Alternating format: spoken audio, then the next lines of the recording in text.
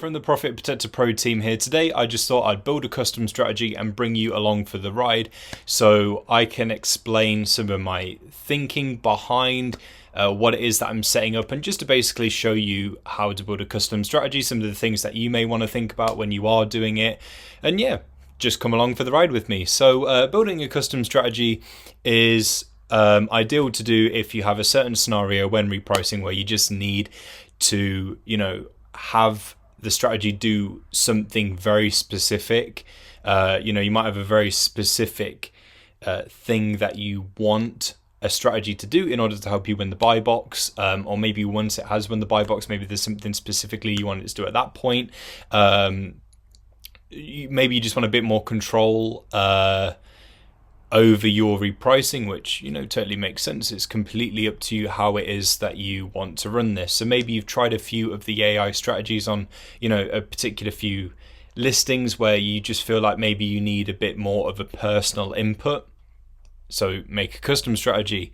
Now, a custom strategy, you just need to answer a few questions. That's literally all you need to do, and you only actually need to work up to question 8. So once you've completed question 7, you can head off, and that is your strategy built, because everything after question 7, that's moving on into automations, which is separate from the actual strategy itself, so it doesn't actually affect how the strategy is working. An automation is a separate part of it, and it's like a plan B, and it's exactly the same as if you were to go ahead and set up an automation over in the automation section. So maybe you want to keep that separate, maybe you want to do it at the same time. It's completely up to you, but let's just work through the custom strategy. So what fulfillment method do you wish to compete with? Now, if you're FBA, your main competition is going to be FBA. If you're merchant fulfilled, your main competition is going to be merchant fulfilled. But there might be some cases where you need to compete with both fulfillment types, and of course you will know exactly who it is that you want to compete with.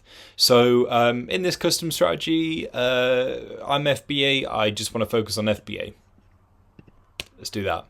What condition do you want to compete with? Now this one, you will have only a couple of choices really. If you're selling new products, it's got to be new. There's no point in having it compete with anything else really, because the used buy box is different to the new buy box. So if you're selling new, it's got to be new. If you are selling used, then you can select whichever used conditions that you want to compete with. If it's just used good and used very good, you can just choose those two. If it's all used conditions or all except collectible, whatever option makes sense for you. So I'm selling new stuff, let's just choose new. Okay, so the first 2 questions are about when there isn't a buy box, but there's different things going on with the competition. So what should Profit Protector Pro do? There is no buy box, and there are other sellers with the selected fulfillment method and conditions. So basically there's no buy box on the listing. It could be suppressed, for example, and there's no other FBA sellers, and there's no one else that's selling, no other FBA sellers selling new stuff on the listing. Okay, so there are other FBA sellers. Now, in this instance, one of the best ways to generate a buy box on a listing where there isn't one is to be somewhat aggressive in your repricing. Not, if you're sat like at your max and so forth, you may be waiting a much longer time before a buy box is generated, and when it is, it's very easy for someone to be below you and to win it. So ideally, you want to be lingering around the minimum price aspect of your listing, and you want to be somewhat competitive. So that's my main thinking here when we have this question. So we could match the other FBA, like whoever's got the lowest price as an FBA seller, we could just go ahead and straight match them.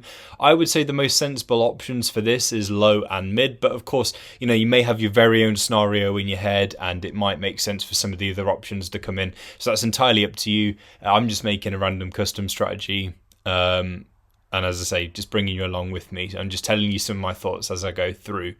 I could go to minimum. I could just go ahead and do that, see if I can generate a buy box down at my minimum price. Obviously, with break even, what you have to bear in mind is Profit Protector Pro won't exceed your minimum and maximum parameters. So if you do choose break even and you are using this strategy on a listing and you want it to do exactly that, and I would say to not do that unless you really have to, as break even is kind of like one of those last resort options. You need to make sure that your minimum price on the listing is set to account for that break even. If it's above the break even, then it will just set at your minimum. Okay, that's as close as it can get without going to it. So I might want to go to my minimum, and I might want to go a certain amount under.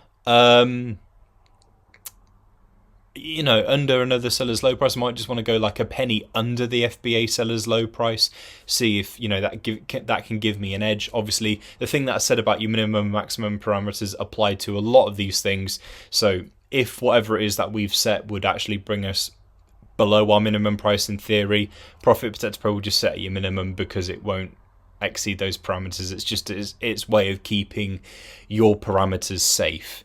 So, again, here I'm thinking of the low and mid price. Maybe you want to go just a little bit over. Like, you could even potentially go a penny over and see if that does something for you. You could do something like that. So let's just go ahead and choose this option right here. Let's just go 1 cent under. Right, there is no buy box and there's no other sellers with the selected fulfillment method and condition. No buy box, no other FBA sellers. So what do we do here? Now, because there's no other FBA sellers, I don't have to worry so much about FBM because FBA and FBM, just because of the nature of what they are, FBA does kind of have that edge when you have a listing that has both on. Sometimes that's not the case, but in most cases, that's what you will tend to find. So in this instance, we can afford to be, a bit higher in price. So we could potentially go ahead and target a merchant fulfilled seller's price, whether that be low, mid or high. In this case, I might go for mid. We can go to maximum, being an FBA seller on there. Everything else about our account's fine. We've got no late deliveries and so forth. We've got good feedback. Maybe we can sit at max and that's just enough. We could, again, go a certain amount under or over another seller's price. In this case, I might actually go just a bit over the merchant fulfilled seller's low or even mid price.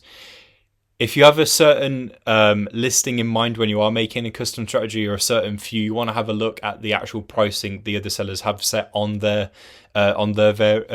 entry on the listing, just that way you can get a rough idea, so that way you can kind of make a one strategy fits all kind of strategy,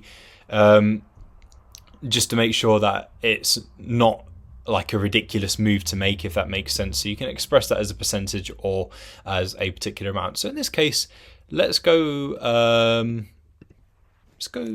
pound or $1 over the merchant fulfilled mid price. Now, there is a buy box and there are other sellers. So there is a buy box, there's other FBA sellers. Now, we need to make sure that we are extra competitive here. In some cases, we might not have to be super aggressive with our approach. I mean, maybe you want to be fairly chill in your approach. For me, and just in my head, making this strategy, I want to be a bit aggressive with this. I want that buy box. So in this case, I might just straight up match the buy box. That's what I want to do. There is a buy box and there's no other FBA sellers, basically. So there is a buy box, which means merchant fulfilled sellers will have their game up a little bit to try and win it. So in this case, we could just do the very same thing again. We could just match buy box. I might go 10